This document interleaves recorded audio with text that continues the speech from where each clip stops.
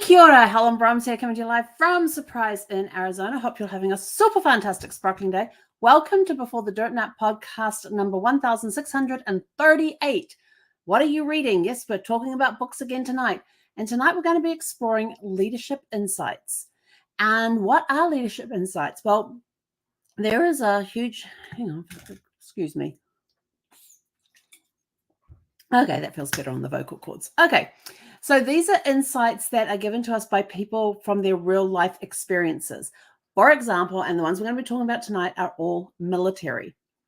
And these are people who have served in the military in a leadership capacity, and they come back and they write books about their experiences. And in doing so, they're using their real world experiences with their military background, what they have learned in the military, and applying it to real life experiences outside of the military. Now, you're probably going to say, what? Well, one really good example is, and I've read a few of these books, and I love these books. I listen to them on audio. I read the either physical book or the ebook at the same time as I am listening to them. And there's books like, one of my absolute favorite ones is Extreme Ownership: How the U.S. Navy SEALs Lead and Win by Jocko Willink and Leif Babin. And that is an excellent book. It's written by the two of them together. They each discuss their own, narrate their own chapters on the audiobook.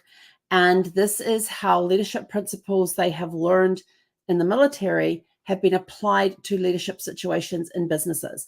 So they bring in, this is the mission that we're, and of course, whenever you're looking at any of these military books, they've all been approved by the Pentagon as to what they can say, what they can't say. They have changed names in there for privacy purposes, and sometimes you don't even get I don't think they ever mention mission names. They just tell you a mission that they were on and describe it, but not enough that you can figure out which one it is. And so they take like a situation and they'll be teaching a principle, and they'll take that principle, they'll take a situation that they were in while on the teams, and they will describe that situation and what happened, how they used those particular skills. Then they turn around and say, and then we had a company that this is what was happening in their company, and this is how we applied this principle to this company and how that turned them around. And oh, I got a rose. Oh, thank you, Jenna. I just got some roses. Sorry, we're on TikTok at the same time. We're on TikTok, Facebook, and YouTube. And Jenna just sent me a rose. Thank you. I love that. No, I just lost my train of thought. Yes. Highly distracted, as you can tell, always distracted. But I like, that's right, we're talking about extreme leadership. And so this is why I like this book, because they take stuff that they've learned.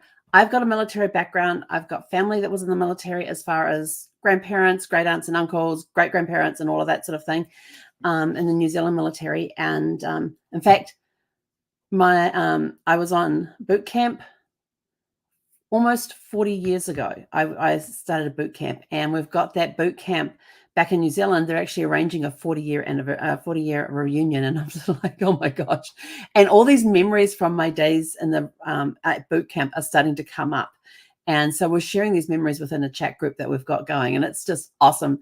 And to hear some of the memories coming back, and then it triggers more memories. So as people are sharing the memories, more are shared, and it's triggered, and it's just awesome. I mean, they're such an amazing group of people that I got to spend 13 weeks with on boot camp, and we had a lot of fun. Looking back at the time, I wondered what the hell I got myself into, but once that was over, looking back at it now, 40 years later, I'm so like, that was really a lot of fun. Yes, it was tough. Yes, I had to dig deep. I was spending my first time away from home. Well, I've been on camps and that sort of stuff, but I'd only been on camps like for a weekend or a week. This was 13 weeks away from home. I had never gone that long from home before, and it was just a very interesting experience. And I wasn't even 18 at the time. I was only, 17 at the time. And my parents had to give guardianship to the military so that they had to sign permission for me to join under the age of 18. And they had to give legal guardianship to the military so that they could take care of me on base and all of that sort of stuff. So it was a very interesting experience to go through as a 17-year-old, a very naive 17-year-old at that too. Got my eyes open to a whole new world of things. But well worth the experience. Enjoyed my entire time that I was in the Royal New Zealand Air Force. Totally enjoyed it, and was so proud to be able to serve my country in the capacity that I did. So 40 years. So anything military, I will read. I just, yeah, I'm still grabbing my head around how, I mean, in New Zealand, we had the Air Force. Air Force looked after all the air transportation for the Army, the Navy, and the Air Force. Whereas over here, the Marines have their own pilots, the Navy has their own pilots, the Army has their own pilots. And I'm like, what the heck does the Air Force do? There seems to be a lot of cross purposes and things. And I'm like, okay, that's fine, whatever. I'll figure it all out. And so anyway, so there's a lot of lessons that you can learn that you can then go and apply in life. Now, what lessons did I learn in the military? Well, one was organization. We had to be organized. I am like the least organized person ever, despite the fact of being in the Air Force. But how long was I in for? 6 years. And I am still not organized. But when I was on base, everything was organized. Everything had its place, and it made sense. And a lot of those principles do to come over into work life and that, because even though I may be disorganized in some areas of my life, in my office, I am organized. And I don't like having a messy desk. I don't mind having a slightly messy house, like there might be a sweatshirt draped over a chair instead of put away, or there might be a couple of dirty dishes sitting in the sink. But when I am cooking, that's spotless. And I clean as I go when I cook and bake. I don't leave the dishes till the end. It's clean as I go. So there's some things that I learned in the military that still stick, and other things that sort of like, yeah, no, not doing that. Like uniforms. I couldn't get used to uniforms. I like stretchy clothes. Yeah, not ones I have to iron. But there's a lot of positives coming out of the military that you can use in life. Things like the leadership skills that you learn and you develop. I learned to use my voice. Well, I actually already did know how to use my voice. I coached gymnastics for 10 years back in New Zealand. I started when I was 13, and I actually became head coach at the age of 16. And it was all recreation gymnastics. I had to actually learn to throw my voice over top of all the noise in the gymnasium so that everybody could hear me. If I just increased the volume of my voice, it hurt the vocal cords a lot. So I had to learn to throw the voice so I wasn't having to yell as much. And that came in handy in the military. When I was doing my corporal's qualifying class, we actually had to practice. There was only 2 girls on that course. It was myself and one other one. And there was about 20 of us, I think, in total. So 18 guys. And one of our instructors was female. And we had to march the flight around the parade ground as part of the things we were teaching and that sort of thing. And the first girl got up there and she's like, "Flight attention." And I was like, okay, I got to remember to throw my voice. And so I get up there and you can see the guys sort of like, yeah, we got another female. You can see, and they're actually, and I got there and I just opened my mouth and went, "Flight attention." And they were sort of like, "What?" And they literally snapped to attention, because they did not expect to have the voice come out of me that came out, all because of gymnastics. So learning to throw your voice is another good skill to have. There's lots of little good skills to have. The thing with making the bed as well, which is a really good book, Make Your Bed, Little Things that Can Change Your Life and Maybe the World, by Admiral William H. McRaven. Awesome book. I've always made my bed first thing in the morning. When I get out, first thing I do is make my bed.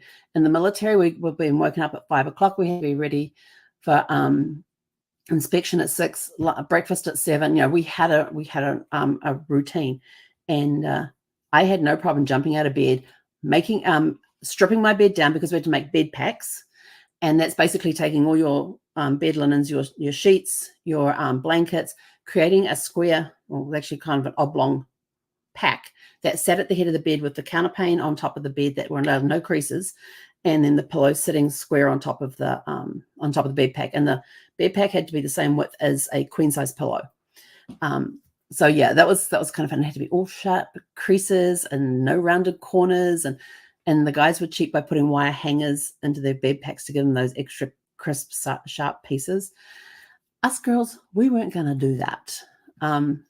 Do we pay for it? Yeah, because we kept losing the inspection battles, but we knew we hadn't cheated. So that made us feel better anyway, because we held our integrity on that one. And so that was just a different way of having to make my bed every morning, and it wasn't a problem for me. I didn't have a problem with that. Could I still make a bed pack? I could probably still make a bed pack today. Maybe I'll pull out some blankets and stuff, and but they will have to be the same size blankets and sheets. I'm not sure if I have that. I think I have more comforters now than I do actual blankets. But great making your bed first thing in the morning. Great principles to get into, and it's just the little things. Because if you make your bed when you first get up in the morning, you've already accomplished one thing for the day. What else can you go out and accomplish? So being able to do that is a great way to start your day. And I actually got up one morning and I went into the bathroom and I turned the shower on. And because of the amount of time it takes for the shower to heat up in this house, because like the water heaters at one end of the house, and way down the other end is where the actual bathroom is, where I use the shower. And normally when I go and I turn the shower on, I then go back and make bed. And for some reason, the water went through really quick that day and got really hot really quick. And so I just jumped into the shower, and I get out of the shower and I walked into the bedroom to get dressed, and I looked at the bed and went, I haven't made my bed. Oh! I felt so bad about the fact that I had not made my bed that morning. So make your bed every morning. That's a good one. There's other good books out there. Let's see, which ones have I read here? I haven't read that one. There's some really good books out there, I tell you. Turn the Ship Around, A True Story of Turning Followers into Leaders by L. David Marquis. He's a retired U.S. Navy captain, shares his experience of transforming the USS Santa Fe from the worst performing submarine to one of the best by challenging traditional leadership practices and empowering his crew. And by teaching him those leadership practices, those are leadership practices that can be taken out and plugged into the civilian world. So lots of good stuff in that regard. So they're taking their military backgrounds that they have learned, the skills that they've learned in the military, and applying them to civilian life, which is just amazing. And the military has a lot of really good leadership skills that they teach. Whenever you're, I don't know about the US military because I haven't spoken to US military about this, but in New Zealand, before you could go up in a rank, there were classes that you had to take, and you'd be in class for a week learning new skills and things. And especially if you're moving up into a role of leadership, they were teaching you leadership skills, but then they upped the game again when you got to the next level. When you had to go up the next level, you learned more leadership skills because you were going to be in charge of more people at that time. And so each time you went up, there was more leadership skills that were given to you, and management skills, so that you could manage people that were working underneath you and that sort of thing. So yes, definitely leadership and training and development. The military had that down like I don't know what else. Only because I have that experience. They teach you to adapt to rapidly changing situations. I guess that's why I keep so calm when things happen. We were in a restaurant one time, and my mother-in-law had an episode where she passed out for a bit, and everybody at our table started panicking, and I was the cool one that says, you go do this, and I started assigning things to everybody else. I was cool as a cucumber.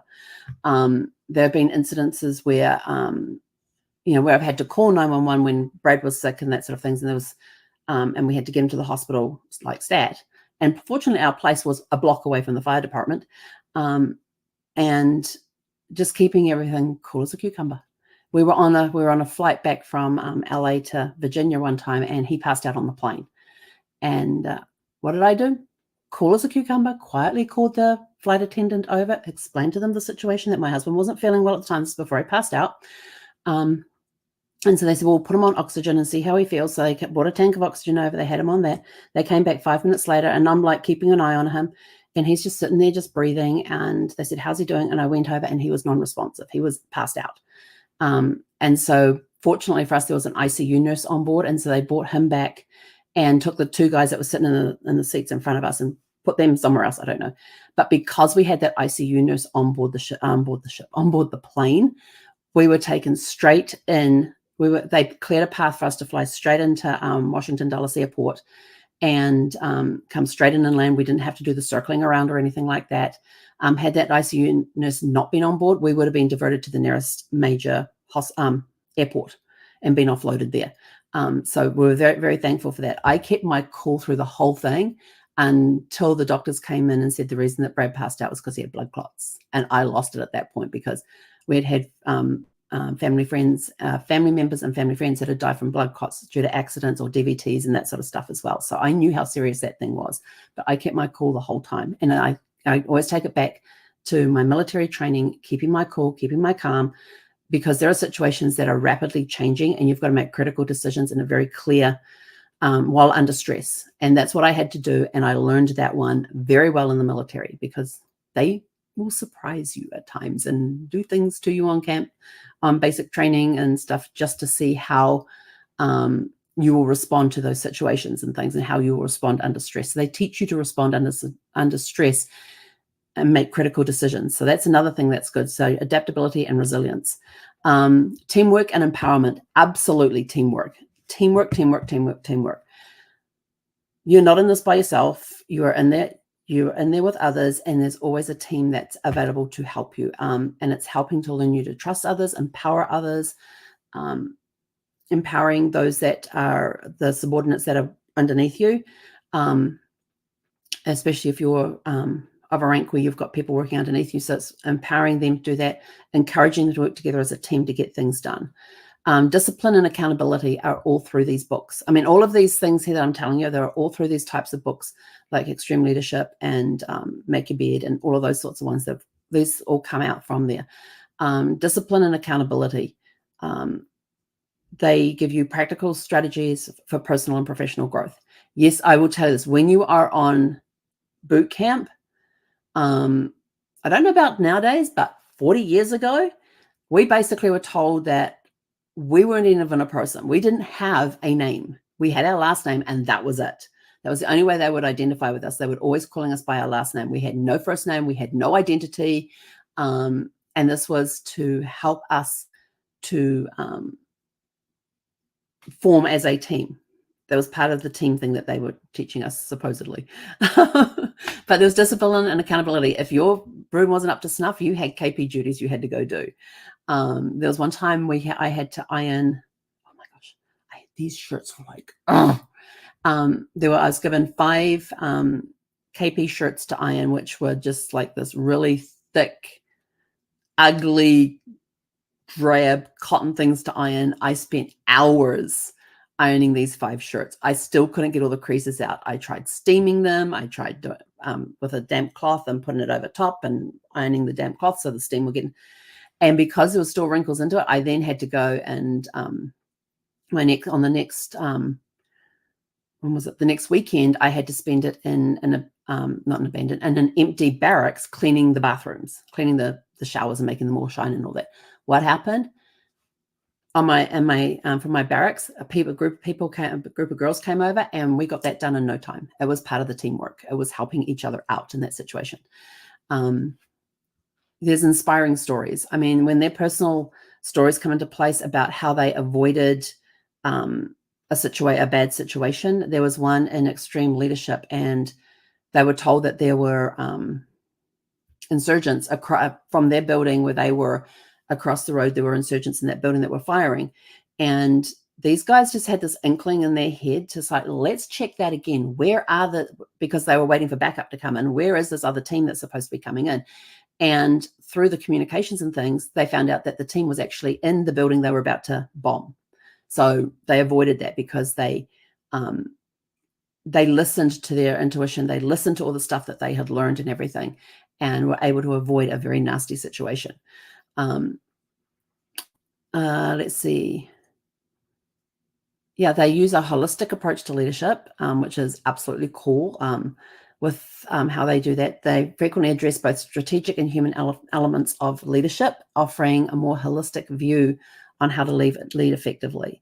And it's people are willing to adapt to situations and learn how to do things, and they're willing to do things the military way because of the way that they instill this stuff into them.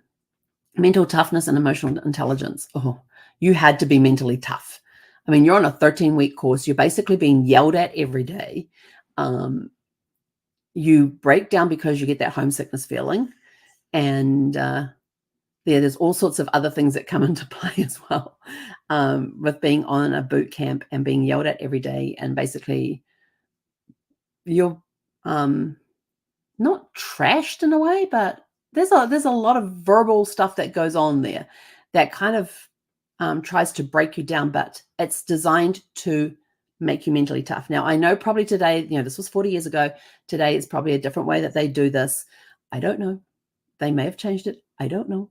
But back then, it helped us become tougher mentally because we had to learn to block the stuff out. And we had to become aware of our emotions and how to handle them as well. And we were a great support group for within our barracks. We were a great support group for each other and helping work through those things. Ethical and value-based leadership. They're often guided by a strong code of ethics and values. And when you're reading through these books, you can see them leading with integrity and honor. It is a privilege to be able to serve in your military. That was how I felt about it. So anything I did in the military, anything I did reflected on me and my career in the military.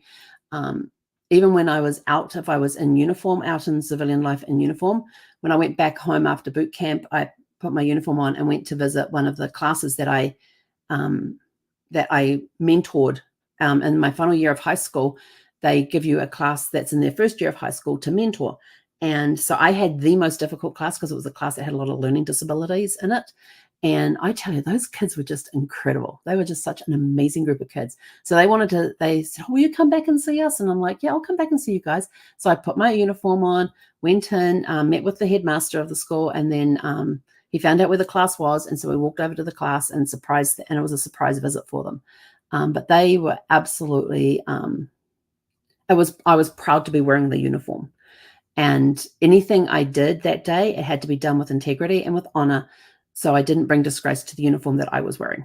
And that's how I have always looked at it with the military, is that when you put that uniform on, even if you are off duty and you're in civilian clothing, you've still got to have that integrity and honor, because it reflects back on you. If they find out that you're in the military and you're acting this way and then when you got the uniform, you're acting this way.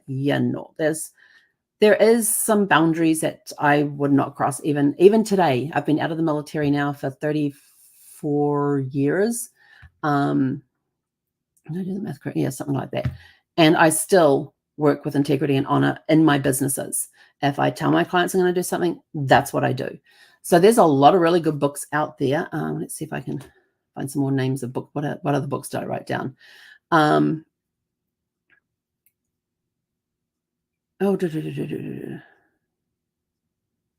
Yeah, this one was a good one. No Hero: The Evolution of a Navy SEAL by Mark Owen. And the author is a former member of SEAL Team 6, and she has this experience and leadership lessons learned during his military service. Sea Stories: My Life in Special Operations by Admiral William H. McRaven. He's the one that wrote Make Your Bed. And these are a collection of autobiographical stories from former Navy SEAL, highlighting leadership lessons learned during his military career. They're all highlighting and the thing that these books have in common is they're all highlighting leadership skills that they have learned. And there is one that I totally forgot to put on here, and I need to find it. Did I put it on here? No, I did not. There's one that I just finished listening to on audiobook, and I can't. I have to find the name of it right now, because it's such a really cool book. But it's written by a guy who was on the teams, and Audible.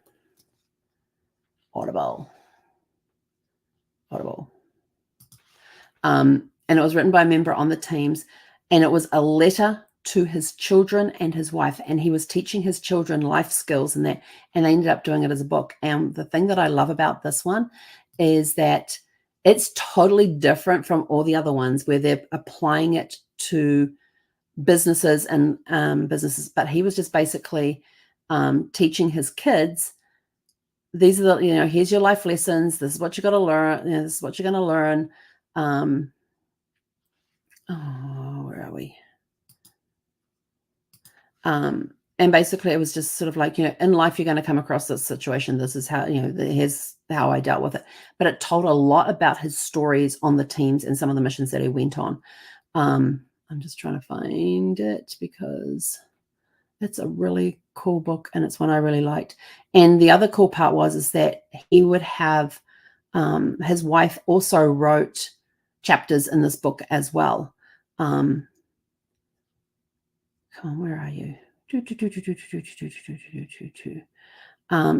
his wife wrote chapters about keeping the home fires going and about what she would say to him whenever he was going out on mission.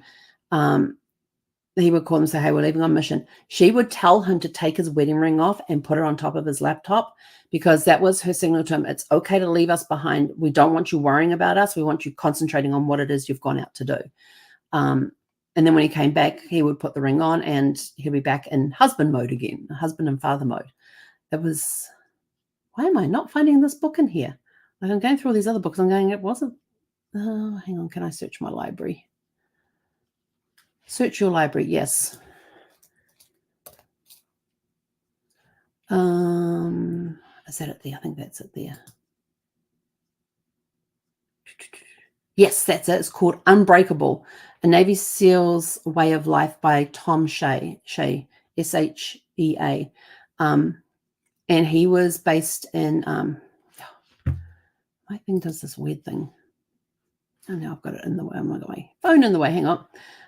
It's a highly decorated Navy SEAL, shares stories of his years of combat experience in Afghanistan, providing leadership insights that will shift your view of yourself. Hang on, I'm trying to bring up the whole thing about the book. But he said, before leaving for combat in Afghanistan, Navy SEAL Tom Shea promised his wife that he would write to his children in case he didn't make it back. What was initially intended to be a private memoir for his family turned into a powerful set of lessons for anyone striving to perform beyond what they believe possible. Shea's stories, while action-packed and entertaining, provide incredible insights in leadership, family, and excellence. And I would tell you this, I didn't want that book to end. I wanted to keep going because the way he told stories and stuff, he's such a great storyteller as well. So he was telling lots of really good stories that that talked about some of the missions that he went on. And there were some that he'd be gone for days longer or weeks longer. And of course, the wife back home, she was one of the, what was the name of that person? Ombudsman. Yeah. She'll be one of the people that they would notify that something had happened and that she needed to go and she was, the Navy would need to go and give support to this particular family. Well, they heard that on one mission that there'd been an injury on that, and she was waiting. There'd been an injury. They didn't have a lot of details, but somebody had been injured. And of course, she didn't know who it was. They didn't know who it was. They wouldn't pass that information on at the time. And so she was sitting there waiting until she finally got the call from her husband to say that he was okay, everything's fine.